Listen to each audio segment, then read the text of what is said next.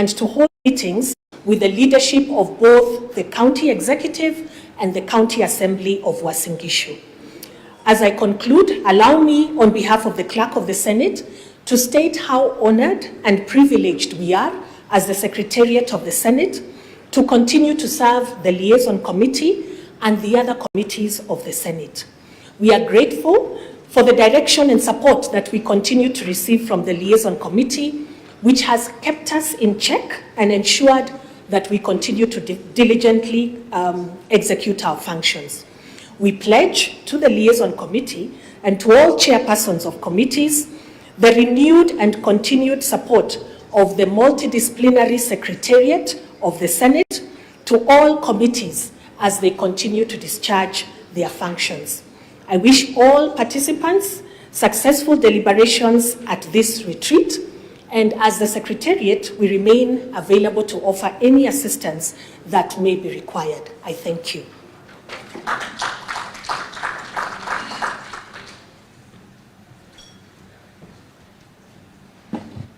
Thank you very much, DC. That was a very important message for all of us. I, in the interest of time, will ask Senator Mandago, who is the host senator, to also make a few remarks as the host senator. Karibu, Jackman. Your Excellency, the Prime Cabinet Secretary, Honorable Musalia Mudavadi, Honorable Deputy Speaker, who is also the Chair of the Liaison Committee, and the Senator for Meru, our Majority Leader in the Senate, Senator Haron Chiruyat, and Senator for Kiricho, our Minority Leader, Retired Justice Stewart Mazayo, and also the Senator for Kilivi, my colleague, Senators, our distinguished participants, ladies and gentlemen, good morning. First, let me take this opportunity to welcome all of you, Your Excellency, to the great county of Uasin Gishu, the city of champions.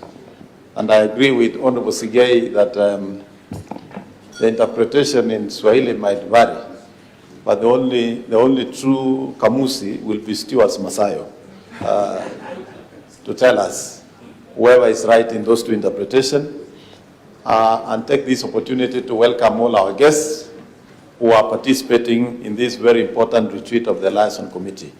On my behalf and the people of Uasin Gishu County and the leadership of this county, we want to welcome all of you to this retreat, and for the number of days you will be here, we want to wish you well and hope you will enjoy the ambience of our city and our county.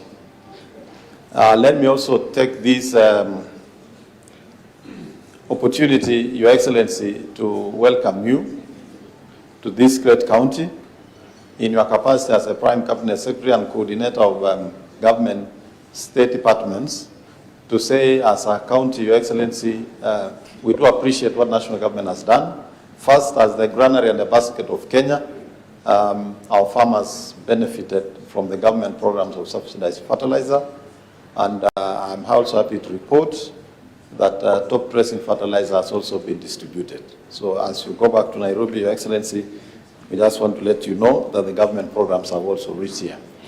And to all the delegations that have come, the Controller of Budget, the County Assemblies Forum, the Council of Governors, we also welcome you so that we can have deliberations and discuss how we can all synergize together to make sure that devolution continue to succeed. Your Excellency, this county, in terms of devolution, we want to say we have seen the difference devolution has made in service delivery, and we all do support the programs that are being run through enabling legislation in the Senate so that our counties can be able to do their work. As I also welcome you, knowing very well that this is a city of champions, I expect that everybody, every morning, will find time to do a minimum of 5-kilometer race. It is recommended for your health. That is not for championship. We are only recommending that for your good health, at least 5 kilometers every day in the morning.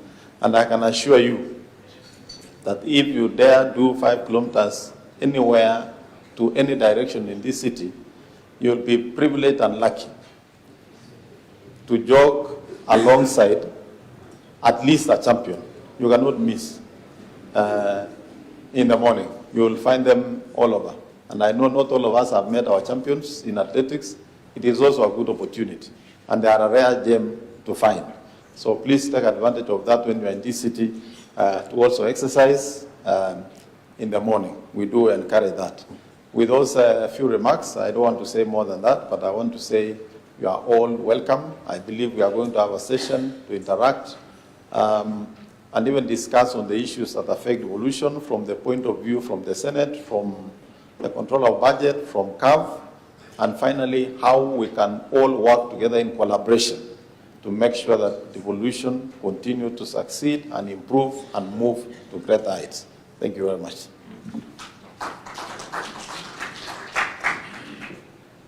Give him a better clap. Give Senator Madaga a better clap. That way, we will be encouraging the next speaker to speak well and also feel welcome. Now, nataka kuchukua fursa huu kumwalika kiongozi ya walio wachache, Mheshimiwa Senator Madzayo, ambaye pia alikuwa judge wakati mwingine. Karibu sana Senator Madzayo, ili utuhutubie, tusikize na ututafsirie vile Senator Madago amesema mambo ya champions na hiyo ingine. Karibu sana.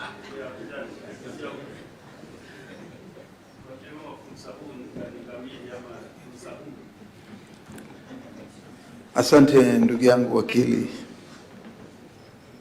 naweza kukupatia marks kwamba umepita Kiswahili.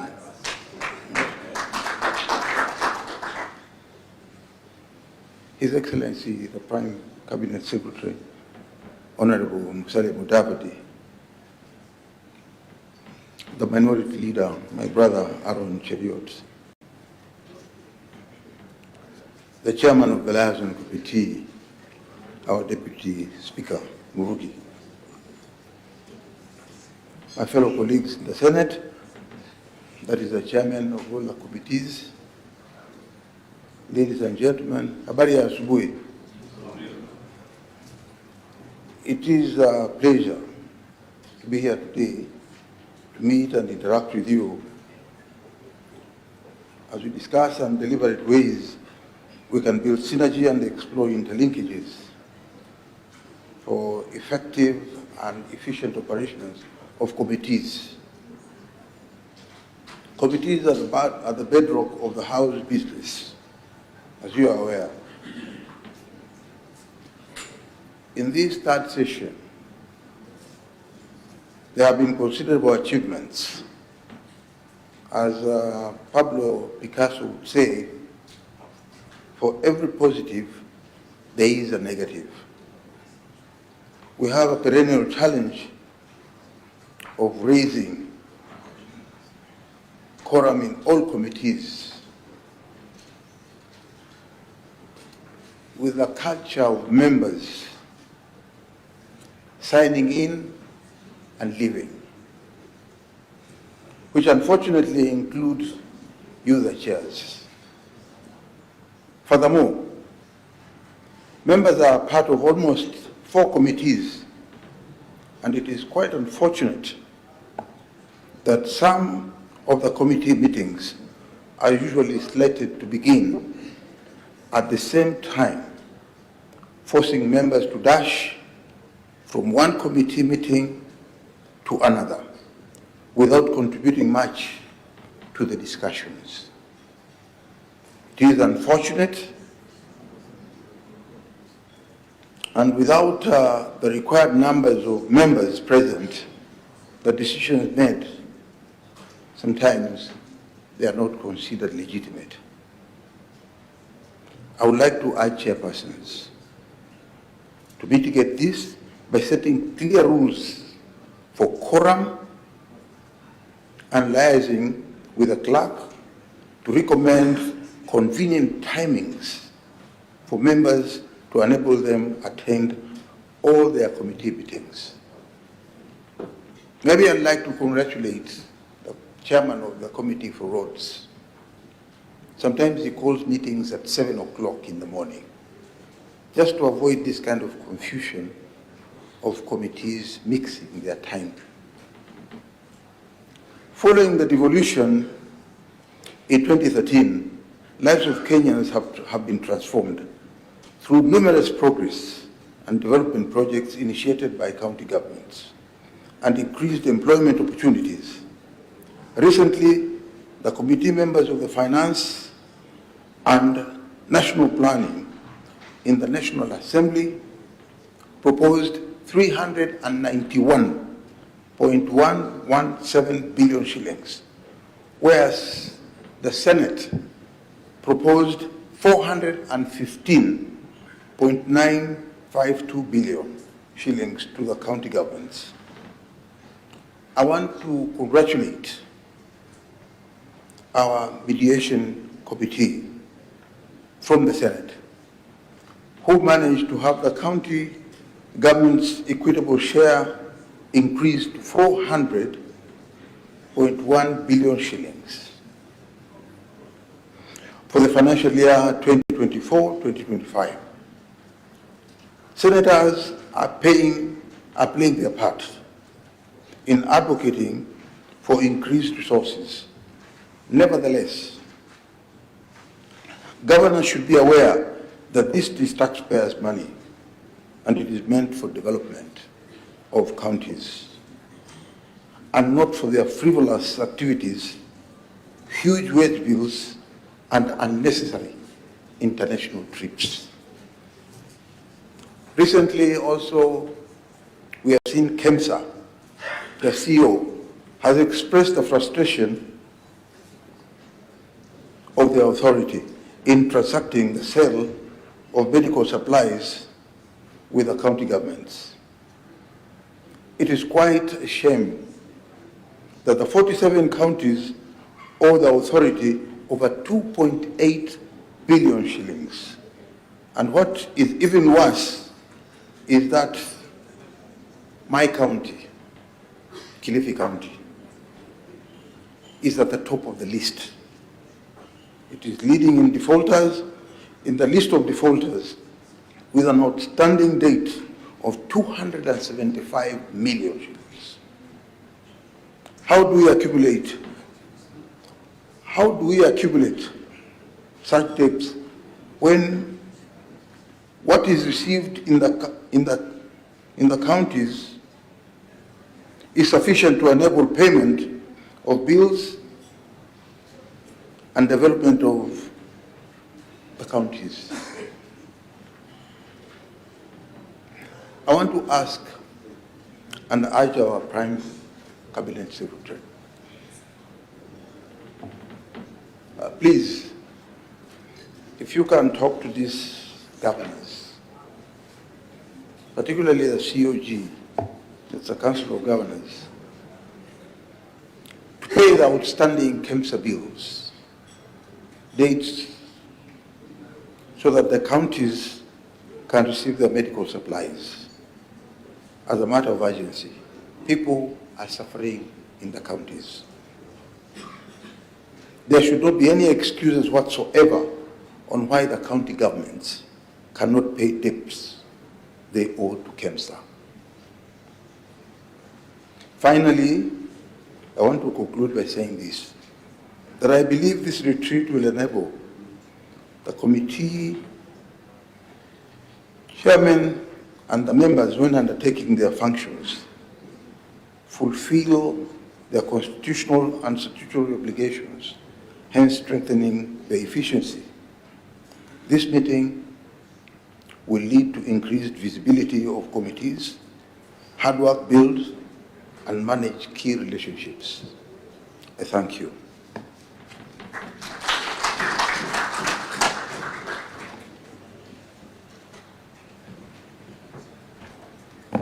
Thank you very much, Senator Monzayo, for your brief remarks. I now want to take this opportunity to welcome the Majority Leader and Senator for the Great County of Kericho, Senator Aaron Cheriot, to give us his brief comments as we progress. Welcome, Majority Leader. Thank you, Senator Sigay, Prime Cabinet Secretary. Your Excellency, welcome to this session today with the Senate Liaison Committee, Deputy Speaker and colleague leaders, leadership of the Senate, and all the people that have joined us today, including our siblings from County Assemblies Forum, who have found time to join this session today. I greet you all good morning. Well, Your Excellency, sir, it's a great pleasure to see you here. Many times we've had these sessions of the Senate, and when we have sent out invitations to the executive, sometimes they go unanswered. Therefore, we don't take your coming and you're choosing to interact with our chairpersons of the various committees of the Senate for granted. This is an important step that you have taken that will enhance and build synergy between our various committees and that of the executive, because I know for a fact that part of your key mandate is to coordinate the activities of the various ministries within government. And therefore, as you interact with our chairpersons today, who deal on a daily basis with all the state agencies, county governments as well, that this will be an important session with you. And I know that during the interactive plenary session that we'll have with you, you'll hear from my colleagues, senators who are here, on the various challenges that they encounter in their interaction with the executive and the various cabinet secretaries, their PSs, and leaders of the various MDAs. And I'm sure at the end of the session, by the time you leave, we will have agreed on a way forward on how to address those challenges for effective understanding and approach to issues that are mutually benefiting to both institutions, that is the executive and us in the legislature. So I thank you for coming. Colleague chairpersons, I appreciate also the invitation to join the Liaison Committee. As you had been informed earlier, Your Excellency, the Minority Leader and myself are not members of this committee, but our colleagues felt that it would be important for us as a leadership of the House to come and listen in on the discussion, get to interact with them. I guess there are a few things in-house as well, which later in the day or in the course of the program this week, they'll find time to share with us and find where we can improve on. Because as has been observed by other speakers who have come ahead of me, the leadership of the committee determines either how effective that committee becomes or ineffective. As it has been previously observed, in all matters leadership, it is what makes it rise or fall. Therefore, this is a very, very important gathering. I can confirm that from my side, as a leader in the House, I take the word from the chairpersons of the committees very seriously. When a committee chairpersons walk up to me and insist on a particular matter that this is a view of the committee, then I hold the view that the word of the committee should stand. In fact, in consideration of your business, rarely, and I think it has only happened maybe once or twice, where the House, on our side as a majority, has disagreed with the committee on certain recommendations, be it on consideration of bills, if there are amendments they are proposing to the House, or a report that they wish to be considered. Rarely, more often than not, in fact 90 to 95% of the time, we agree to be bound by the consideration or by the guidance of the committee. Therefore, committee chairpersons, I wish to encourage you to continue doing your work diligently, serving us as a Senate, because your committees were well thought out. At the end of each year, or each actually term of the Senate, and now we've had two ends of term, the Senate does an exit report, and we review as leadership which committees have been effective, what do you keep, what does it require change, and all those matters. And therefore, it is not out of lack of what to do that we propose that we have your various committees. It's important, and we sat down, looked at the Constitution, and felt that it is important for Senate to have a committee on national cohesion, a committee on devolution, a committee on health, public investments committee, and all the committee chairpersons that I see here. Therefore, we look up to you to guide the House in considering matters that are relevant to your committee in making a decision. I have only maybe one or two things to say to our chairpersons, that perhaps at the end of this session, we will be awaiting your resolutions on what you expect of us as a leadership.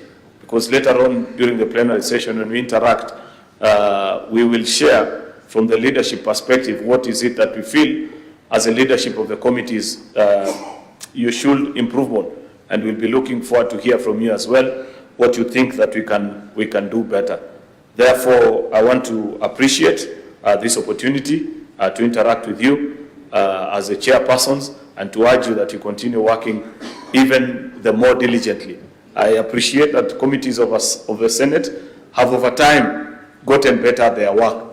And of course, having served as a committee member for many years, I can say as well that a committee is as good as the clerk and the technical team that you have, the legal person, and all the officers that work together with you. If you are lucky as a chairperson to have a diligent clerk who goes out, finds out information relevant to your committee, and leads the committee to making certain decisions or taking certain positions, especially on issues of national concern, then that committee takes the lead even to the country. Many times people will want to know what is the position of committee XYZ on this particular issue. And if you populate the public space with information from your committee, then you're becoming relevant by the day. Therefore, I want to urge our technical our technical members of the Senate committees that are here, the clerks, the legal persons, the fiscal analysts, all of you that are here, that your work is equally as good. There are committee clerks, and forgive me, Prime Cabinet Secretary, for saying this, because this is internal information that should only be shared among us ourselves, that there are technical staff that when you get as a committee chair, then you know that 70% of your work is already done, because they are extremely diligent in their work and they guide you as a committee. So I'd wish that we carry on with that spirit and ensure that we deliver for the people of Kenya, such that if there is something, and I'll pick maybe, let's say even Senator Mandago here, is a chairperson of health. There are many health-related issues that continue to challenge us as a devolution family. It will be great injustice, Senator Mandago, if at the end of your term, and especially having had the opportunity to serve as a governor and now as a senator, if you don't help us resolve this issue of standardization of services and how doctors are treated across all the 47 counties. It's a topic that keeps recurring in every doctor strike from as way back as 2013 up to now. With your experience as a committee, I'm sure you can lead us as a house into making a good decision that will stabilize the health services in our 47 counties. So it goes beyond the call of duty as a committee just to consider statements and perhaps a bill or the other, but a broad policy issue that will affect all the 47 counties. And the same can be said in almost every sector, of all the things that you are doing. Therefore, I don't intend to be long because this was not my session. My duty was to open only with brief remarks. I believe later on when we have our session, perhaps later in the day or in the afternoon, we will interact and share many other things that we need to do. I appreciate your coming. I want to appreciate the offices that are here, the Office of the Controller of Budget. Good to finally meet the leadership there. I have written, I think once or twice, to your office, Madam, and unfortunately, I'm yet to receive a reply, and I'm glad that you're here today. Maybe you have carried your reply with you so that I get it in an instance. I hold the strong view that it is not enough in the third cycle of devolution, having the third cycle of governors and senators, for us to receive quarterly performance reports, how much went to this county, what has been done. The issues that senators continue to raise on pending bills in our counties. As a good senator, for me not to be considered to be carrying out witch hunt on my governor, I need to know what is the increase on pending bills, for example, from their term of coming into office and now. How much is the deviation on the statutory 30% on devolution vis-a-vis recurrent spend? And such reports, much as our health, our team at Parliamentary Budget Office can give us those reports, they'd be more effective and more accurate if we get them from the Office of the Controller of Budget. Therefore, I look forward to a more interactive session with you so that the chairpersons can perhaps share their insight as well, so that we work together, because the Office of the Controller of Budget is an important office for which the success or failure of devolution greatly hinges on. With those many remarks, I want to say thank you, welcome to all of you. May I now take this opportunity to invite the Deputy Speaker, Honorable Kathuri Murungi, to address this gathering.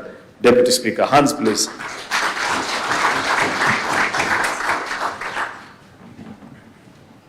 Makofi tena kwa kiongozi walio wengi. Ingine ya mwisho. Thank you very much indeed. The Prime Cabinet Secretary, His Excellency Musalia Mudavadi,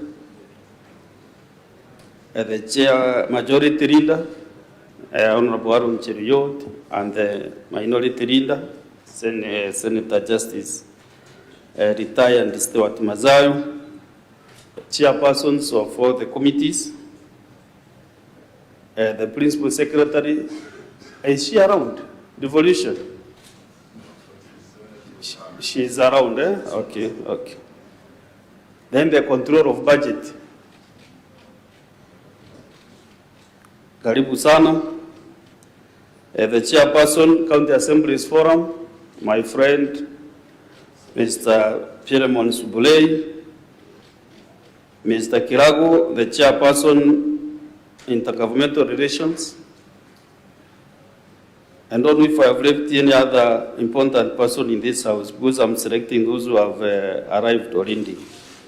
So I really want to thank you for coming, starting with His Excellency, the Prime Cabinet Secretary. Actually, the shortest name to give him is the Prime Minister.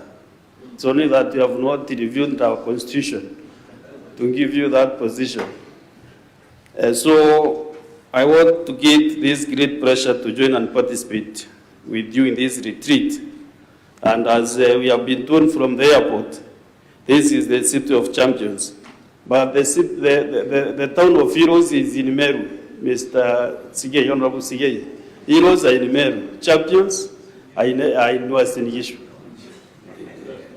So if you want to see heroes, you go to Meru. Even Mau Mau and all these guys are from Meru. And by extension, I can donate to Nyeri County. Those are the areas with heroes. I don't want to follow this long speech which I was given by my team, but let me say that this retreat is a very unique one, because it gives us a consultative forum with key independent governance, financial control, and accountability institutions, whose mandate cut across our 2 tiers of government. That is why the majority leader is happy when he saw the control of budget, because, and also we also expecting the Auditor General also to join us, because those two institutions are very, very important to the Senate, because we cannot be able to monitor what is going on in the counties without those two institutions working hand in hand with us, and trying also to tell us the key areas where we should. You know, the director, is it Deputy Director? The control of budget, you know, you are taller than us, so I'm not able to engage her. So I request you change seats or you move so that we can be able to interact. Yeah. Because I remember in this session, we had a discussion with the Speaker of the Senate. And the issue was about the reports that come from the control of budget. And we felt that actually we need almost monthly reports if it will be possible. We want to do very disciplined oversight, not witch hunt. So with the information, you can be able to tell your governor, this is the position as at this month. You know, if you want to craft for me, just do it nicely. Yes. We want to do very professional oversight. You know, when we talk about oversight in the counties, the governors think we're interested in their seats, the next elections. But when we give facts and figures, they will have nowhere to learn to. Because we should tell them, this month you have paid so and so, you are primed for money to pay so and so companies who supplied. And this is the risk which you give the control of budget. But when the control of budget asks for the people who have been paid, they go and change the list and pay their friends, you know? Yeah, they divert the list, they pay some other companies. That is what at some point the control of budget and requested that she should be able to monitor the accounts. And I don't know which majority or minority, which law we should change in the Senate to allow the control of budget also to monitor what is happening. You know, when she proposed that, she was almost fought physically by the governor's COG because they don't want to be monitored, the accounts, they don't want to be seen what is happening there. Don't mind the control of budget. I'm not on your case, but I'm happy that we'll have a session that we can interact with you. For the benefit of that bit, the deputy clerk, because I saw a presentation is tomorrow. I don't know, you can change it to today afternoon before the majority leader leaves, because he has some serious engagements tomorrow. So you see how you can change a bit so that you can be able to interact with that today. Honorable Senators, our committees have really performed so well. And I want to give a bit briefly some observations from my desk, overall performance of our Senate committees. And generally, committees have recorded marked increase in generation of business by senators through requests for statements, petitions, and private members' bills. There is positive impact also in processing of bills due to co-sponsoring of bills between members of the National Assembly and the Senate. Actually, from where we stand, we have realized that when a bill is co-sponsored, if you have a bill from the Senate, and you have somebody else in the Senate, another member in the National Assembly, to co-sponsor the bill with, these bills have learned so fast. But the bills which are individually sponsored, they get stuck at the National Assembly. But when you get somebody there, you can sponsor the bill with. That method is working, and I really encourage members of the Senate and also from the other side to use that route, which is giving us more fruits and fast. Also, there is a great measure. Committees have experienced minimal. The majority leader, you know, from my desk, chairs have modified on how to operate in their committees so that they can overcome that challenge you mentioned of quorum issues. That is why you send the chair transport meets at 9 a.m. There is this chair justice and legal affairs. He meets around very early also, 8 a.m., even on Mondays, even on Fridays. So these chairs have really come up with some modern ways of meeting their committees. So I don't want as the chair to condemn them because of the quorum issues, but chairs, it is your responsibility to know how you run your committee, how you treat your team. You know, sometimes chairs are called, if you want to see how committee is good performing, you look at the chair. If the committee is not performing, the chairs are a bit not so impactful. But for all the chairs in the Liaison, this Senate, I want to give you a clean A, because you have really conducted your committees in a very organized way.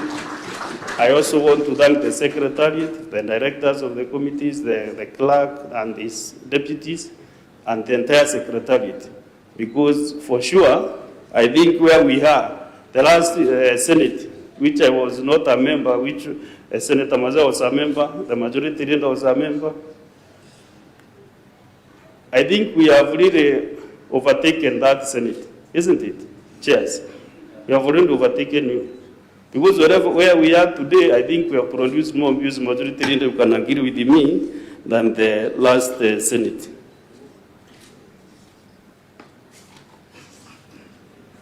I'm happy because today, you know, the cabinet minister, we changed our standing orders to allow cabinet secretaries to appear to the Senate.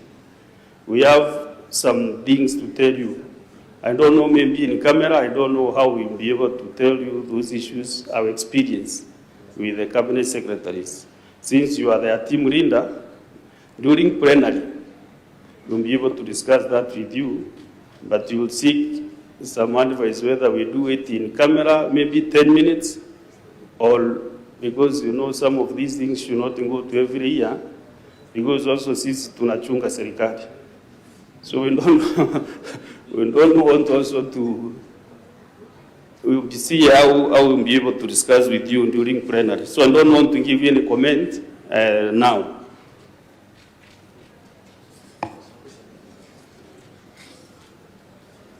On the 29th of May, as you put it, both the minority leader put it, pursuant to Article 113(2) of the Constitution and standing under 167(3), the Senate of Kenya approved the mediated version of the Division of Revenue Bill, which increased the county equitable share from 391 billion, which was proposed by the National Assembly, to 400 billion. Senate then proposed 415 billion, but during the mediation, we went up to 400 billion. The minority leader thanked that committee, the mediation committee from the Senate. So this room, you should know that that mediation committee was run by Senator Kaduri Murungi and Senator Chute, Senator Mandago. So I request you give a warm clap. And Senator Kajwang, yes, Senator Kajwang was also a member. So that team was able to raise the Division of Revenue Bill from 391, which was proposed, to 400 billion. So we increased monies going to the counties from 385 billion the last financial year to 400 billion. That is, we gave 15 billion more to the counties. How I wish the chair, COG, or the representative is here, because we want to lend a riot act to the COG and the governors. We have increased money to them. Whoever much is given, much is expected. We have increased their money by 15 billion. So we wanted to see Kenyans get service. And the Senate will be very, very little this time. I'm happy the chairman, County Public Accounts Committee is here, and he will give us his opinion on the performance of the counties. So our two committees, led by CPAC, by Senator Kajwang, County Public Investments Committee, led by Senator Sosi. We request that you bring these audited accounts to the current financial year. Whatever magic you use, I don't know what you do to make sure that we oversight the current governance in the office. When you invite my governor, for example, and then you are maybe examining audited accounts for 2020, 2021, when Mr. Kiraitu was the governor, she would just come laughing there because she was not the governor then. But when you bring 2022, 23 audited accounts, I will be there seated with you from 7 a.m. to 5 p.m. or 6. That is why some days when you call me for maybe Meru Water Services, or the tender accounts for 2020, I don't see any need of coming there, because when the governor was told wananchi on ground, I was not the governor then. So even when I come and see where we are, I don't think I'll be benefiting from that on it. But if you bring from 2022-23, I'll be attending those sessions from morning to evening. So whatever magic you might use, we'll be very happy that that you come to spend in those on the tender accounts. To the county assemblies, you know you're in the first tier, Honorable Piramon and the County Assemblies Forum, in the first tier of oversight. You are overseeing the CECs and the departments. So we want to see you, even when the Auditor General brings the reports. Not many counties debate those reports or they examine to see what the Auditor General is saying. I don't know whether also you receive reports from the Controller of Budget, directly from the Controller of Budget's office, so that also the county assemblies are well briefed on what is happening in those two offices. So I request that also your PAC and PIC and Finance Committee and also budget, you look into that matter and see what should be done. I don't want to add to those remarks, but I want to say that you are most welcome to this consultative forum. This is just a discussion. So after this, during plenaries, let us discuss everything that we think can be able to help our country. The Senate is very committed. My committee is very committed to work, all the committees. SBC, where these gentlemen sit, the leadership, they are ready also to make sure that Kenya gets to another level. Let us leave a legacy. These 5 years we are here, we are around. We don't know where some of us will be after 2027. Some maybe might run for other positions. Others maybe might come back. But I wish, you know, the turnover in the Senate, I don't know it is, the National Assembly, Ikoshinda, the turnover is almost 70%. 70% of the members of the National Assembly, after elections, they are swept. But I don't know the statistics in the Senate, Senator Mazayo, but most of the senators don't go back to the Senate. Maybe they try some other positions. So those who will be back, I wish you well, those who will be contesting. Those who will go to the governors, I wish you the best. Yeah, I can see now those two, you have already declared your interest where you are going. So even me, if God talks to me that I should go to the governor position or to the president, you also wish me well. Because there are other positions. Besides the governor, there is also the president. The deputy president, you cannot run as a deputy president, but you can run as a president. So one day I might even decide to join and ask the Prime Cabinet Secretary to be my running mate from Western and then myself from the mountain. Yeah? So that we win the presidency. So with all these remarks, thank you very much.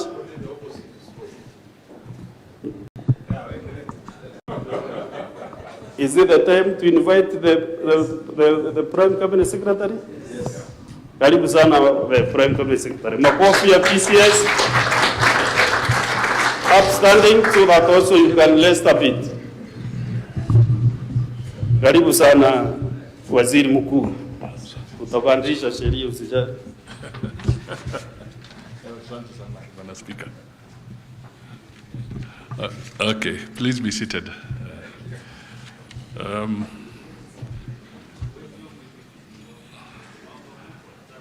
The Honorable Senator Kathuri Murungi, Deputy Speaker of the Senate and Chairperson of the Senate Liaison Committee, Senator Aaron Cheriot, Senate Majority Leader, Senator Justice Stuart Mazayo, Senate Minority Leader, Chairs, chairs and members of the Senate committees, the clerk of the Senate, who is represented by his officers today, the representative of the Council of Governors, my friend Kithinji Kirago, I've seen you there. Let me also acknowledge the chairperson of the County Assembly's Forum, the Office of the Auditor General, the Controller of Budget, Madam Margaret Nyakango, all participants present, distinguished ladies and gentlemen, good morning. Hamjambo. I'll make a few formal remarks, short, and then maybe towards the end, nitaongeza yangu kidogo. But I do agree with the Speaker of the Deputy Speaker of the Senate that at the plenary, maybe that would be a good moment to go into camera, because maybe I may be one of the culprits of the potential discussion that will arise. And as you know, when you are here, somebody might argue that you didn't speak on the floor of the House. So he might rush to court and say something. But I suppose the immunity, the privileges still follow you up to here. Okay, so let me make my remarks. Oh, by the way, let me also explain that Madam Rono would have been here, but she's represented by Mr. Nick Biketi, the Secretary for Parliamentary Affairs in her department. She is entangled in another meeting on matters to do with the budget, so she was not able to come. But she has been a very ardent champion in terms of fostering good relations between Parliament and the Executive. So I am delighted to join you today for this Senate Liaison Committee retreat, and that focuses on the important theme of building synergies and exploring interlinkages for effective and efficient operations of Senate committees.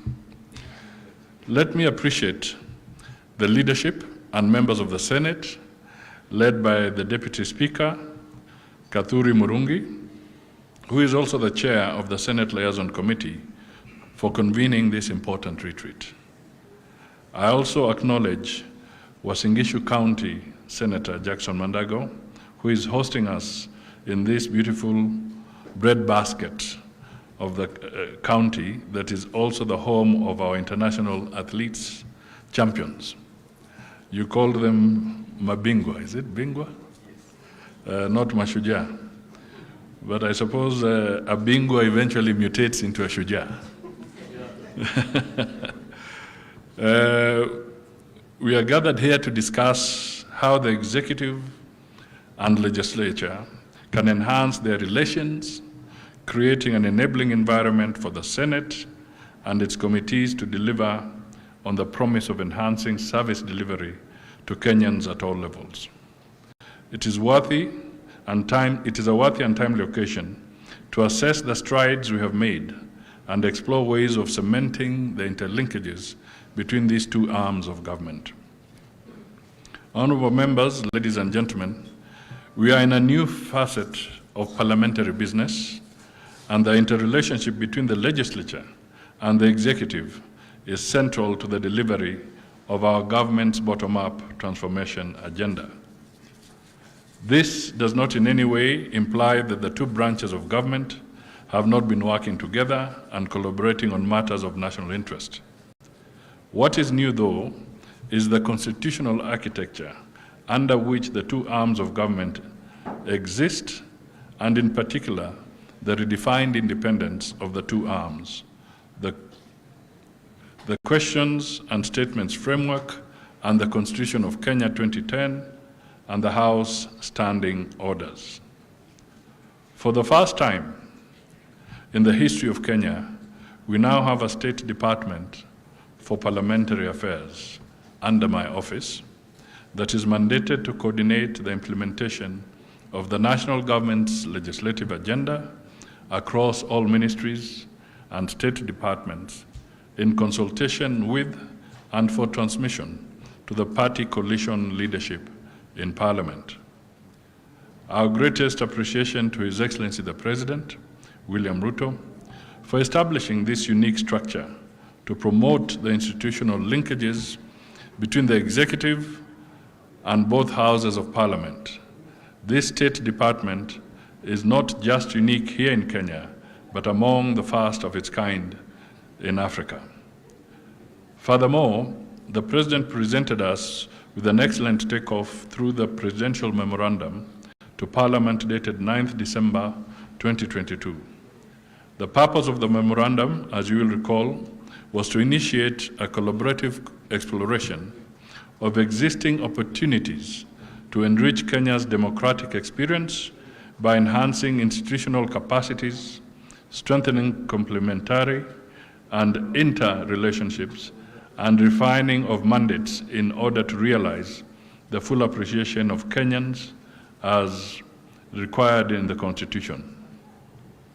In the memorandum, His Excellency the President urged Parliament to consider implementing mechanisms within the standing orders to facilitate the participation of cabinet secretaries in parliamentary proceedings, particularly by responding to questions raised by senators. This embodied the government's better commitment to promote accountability and openness in the management of public affairs. Let me quote the President. The executive has a vested interest in engaging productively with Parliament because the legislature is the custodian of critical instruments that are indispensable for the functioning of government. There is a profound value in prosecuting the executive's legislature agenda and elaborating government policy from the floor of the House as opposed to segmented committee engagements. End of quote. The President observed that the executive participation in parliamentary business improves transparency of public proceedings, thus helping to close the information gap and enhance trust between citizens and government. Subsequently to this memorandum, amendments were introduced to the standing orders of both houses of Parliament. The amended standing orders of the Senate allow cabinet secretaries to appear before the plenary of the House to respond to questions raised by members. The standing orders outline the framework for the parliamentary questions and statements, encompassing response, procedures, timelines, notifications, and consequences for non-appearance. The amendments were followed through by various proactive steps by the Senate aimed at ensuring adequate notice by the executive of upcoming questions. As part of these proactive steps, the clerk of the Senate has been dispatching notices regarding the scheduling of parliamentary questions to respective cabinet secretaries. In addition, Parliament has leveraged on technology through the publication on its website of tentative lists of cabinet secretaries set to address plenary on various questions raised by members. This process has ensured effective communication with the relevant parliamentary liaison officers, a space where the executive has reduced time and space that had hitherto hampered turnaround times in the execution of government business. The importance of parliamentary questioning is paramount in advancing good governance, transparent leadership, and the retention of public trust. This oversight function of Parliament is a cornerstone of democracy, providing a means to hold the executive accountable for its actions and ensuring alignment with legislated business and aspirations of the people of Kenya. A robust oversight of the executive by Parliament is a testament to good governance. Beyond its legislative role, oversight empowers Parliament to maintain a balance of power and uphold its role as the guardian of the people's interests. I therefore find the rationale that informs the President's call for our complementary interrelationships applicable, not only for plenary business, but also to committee business. Through the liaison of the Executive and Parliament, my office has, amongst other things, rejuvenated the Parliamentary Liaison Service in all the ministries and MDAs, that is ministries, departments, and agencies, to ensure efficient and effective day-to-day dispatch of business mutual to both arms of government. I am pleased to report that through this revitalization and in furtherance to our quest to enrich the interlinkages between these critical arms of government, my office has developed a liaison framework that seeks to anchor and augment the contemporary liaison relationship between the two arms of government. This framework codifies the basic elements of liaison between the officers from both arms of government for effective and efficient operations in the House.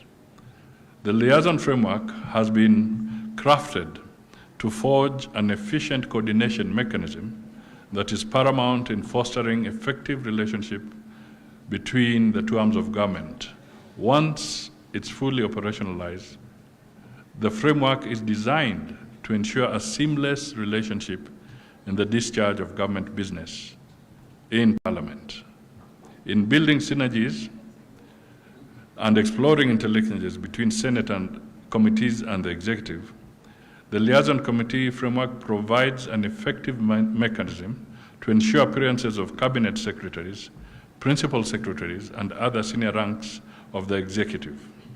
Furthermore, the framework shall provide a clear guideline on timely responses from the Executive with respect to questions or inquiries from standing committees of the Senate.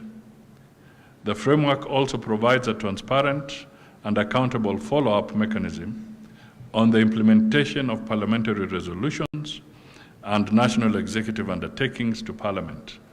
This is informed by the fact that the implementation of parliamentary resolutions and our undertakings as the Executive embody the essence of transparent and open engagements between the two arms of government.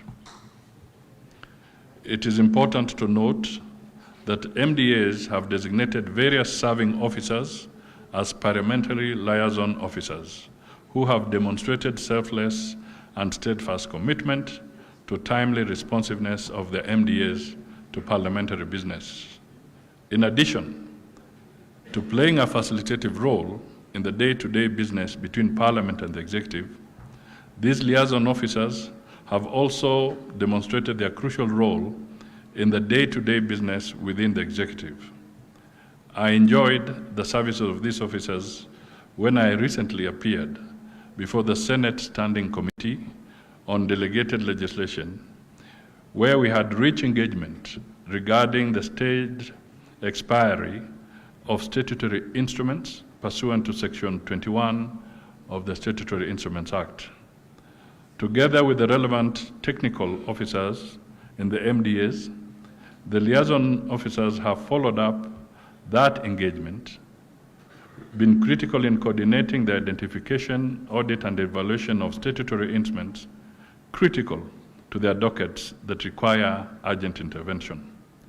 I am aware also that this matter is actively before our courts and judgment is due on 26th of June. We shall await the court's decision and direction to chart the way forward.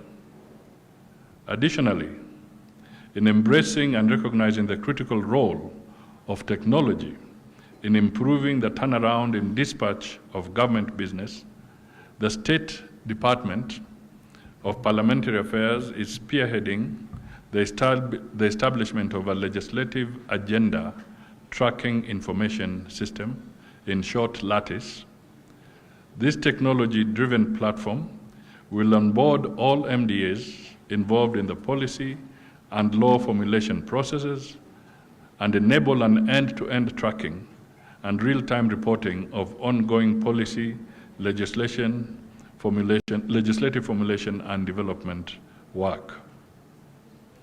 We intend to structure this platform under the Parliamentary Liaison module as a dashboard for assessing the government's responsiveness to parliamentary matters.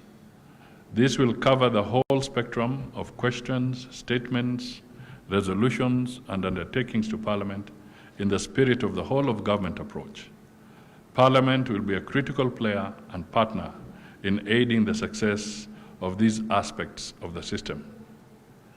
I am pleased to report that my office, through the State Department of Parliamentary Affairs, has also developed a government legislative agenda schedule that contains a total of 772 initiatives, comprising of 203 policy initiatives, 244 legislative initiatives, 325 statutory instruments. This is the government's legislative agenda for the next 5 years. Now, of course, we are counting down. That is geared to supporting better. It is part of our constitutional democracy for economic and social transformation. We shall be releasing this as a public document in a few days' time. We seek your support to expedite the enactment of these legislative initiatives that shall be submitted to Parliament. Let me conclude by reflecting on what the Chinese see as three sources of power. The first is the sword, the second is gold, and the third is a mirror. Of the three, the mirror is perhaps the most powerful. Today, we are before the mirror of self-reflection on where we are and where we want to go. On my mirror, I see a country focused on ideological debate on how to carefully weave the socioeconomic threads that will guarantee us fabrics and garments tailored to fit our various sizes.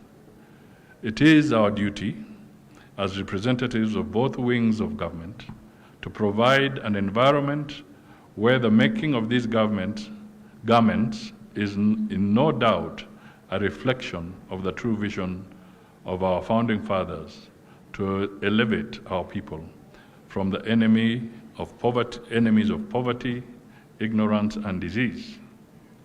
With great anticipation, therefore, I look forward to an exceptionally productive and insightful engagement ahead. The outcome of your deliberations will certainly contribute to the prosperity of our nation and our people. Thank you, and God bless you.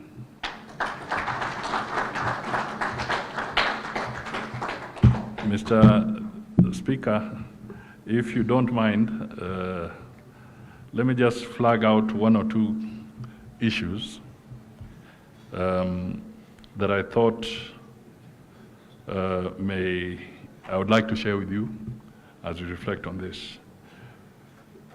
Part of it has been raised by the previous speakers here on matters around debt within the counties and the impact on supplies and so forth.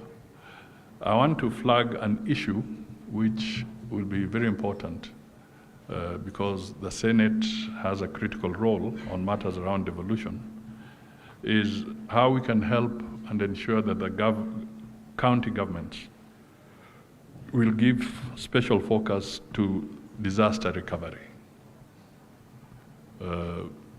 Because the rains that came through have caused massive damage in different parts of the country.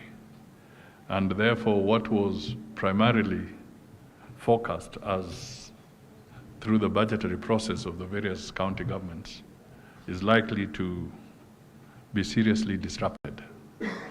So I think it is important that I flag that area so that the Senate can play a critical role in conjunction with the county governments so that we can realign some of the resources effectively to mitigate on the damage that has been caused.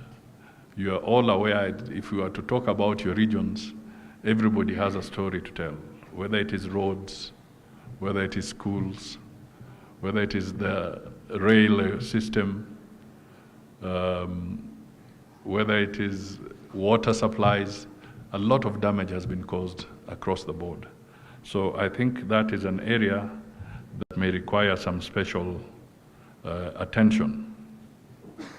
The other thing I may want to bring forward, again for your consideration, as a liaison committee and how it falls back to your respective committees, is something that the control of budget has last few days. I think there was something around recall of expenditure, a figure of about 7 billion. I think she'll elaborate later in the conversation, where sometimes this money is recalled and thereafter there's no clear indication how it was utilized, and therefore there's a lot of pilferage.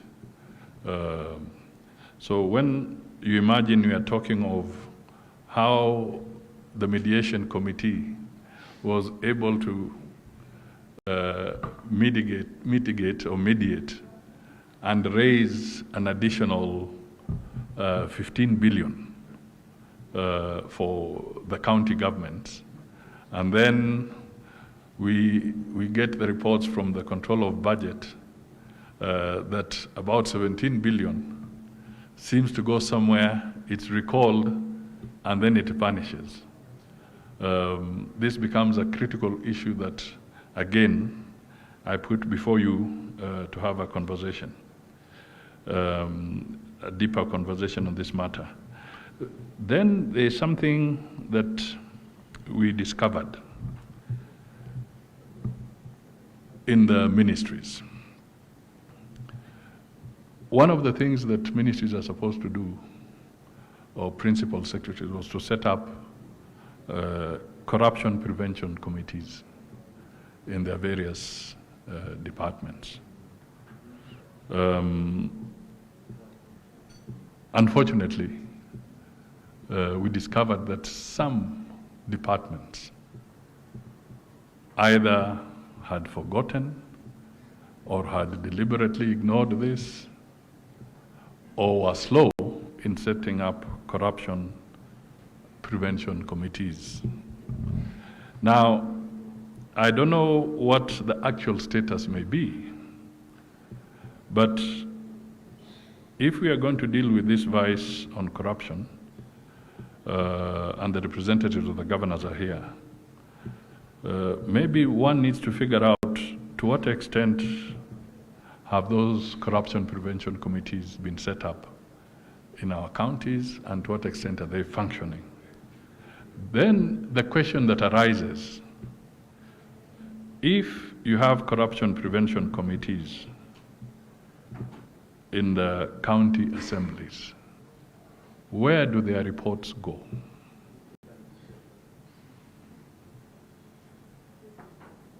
And do we have a mechanism, for instance, of the Senate, through its oversight, of receiving reports of the corruption prevention committees from the county governments for deeper analysis? If you do, well and good. If you don't, maybe there is some window to seriously just think through that perhaps within the framework of legislation, a mechanism can then be put through so that corruption prevention committees from all counties, whether Vihiga, Bungoma, Meru, Samburu, wherever, that there's a format of these reports reaching the Senate so that they can be deliberated and one can try and focus and see whether really there's a serious attempt to fight against corruption in some of those areas.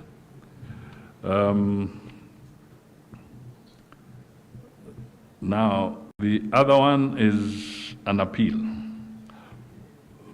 from me while I wear the docket of Foreign and Diaspora Affairs. One of the things that I would like the Liaison Committee, and by extension the Senate as well, I am intending to drop a letter to the speakers of both houses, because I would like to, in the course of this year, to be able to present to Parliament a sessional paper on Kenya's foreign policy. Because to the best of my recollection, I think we've had sessional papers on many other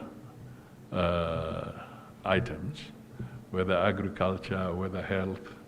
There was even the sessional paper on devolution, which provided the framework for the law that set up the legislative agenda for devolution.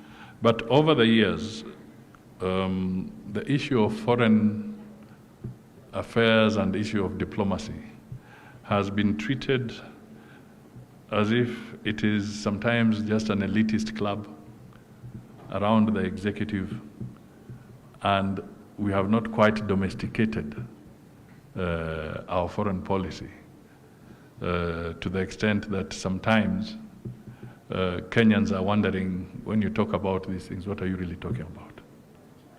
So I want to entice you as Senate that when I drop this note, I would be very happy also not just to wait for the debate itself, and we shall invite you at other fora as well, but start thinking on how within our foreign policy we can also entrench parliamentary diplomacy. How can we strengthen it? How can we make it better? Because this business is a collective business. And sometimes through parliamentary diplomacy, you can also unlock very serious issues that may be affecting nations. And I think your input in helping us make some better arrangements for the future and for posterity will be very useful. So I want to leave you with that particular assignment on my part, and then I shall wait. There's that famous quote, I'm not very good at the Bible, but the one that says, I have fought my what?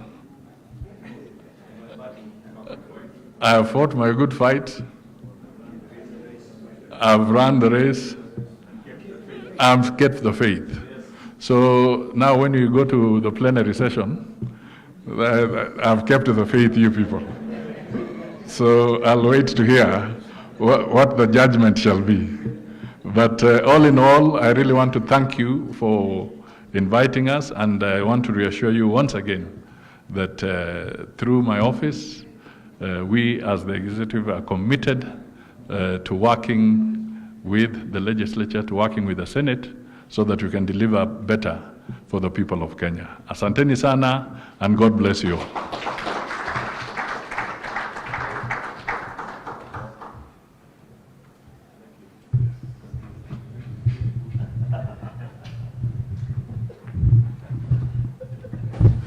Thank you very much, Your Excellency. You have indeed kept the faith, and I believe when that sessional paper gets to ask of our input, we will also keep the faith on our end.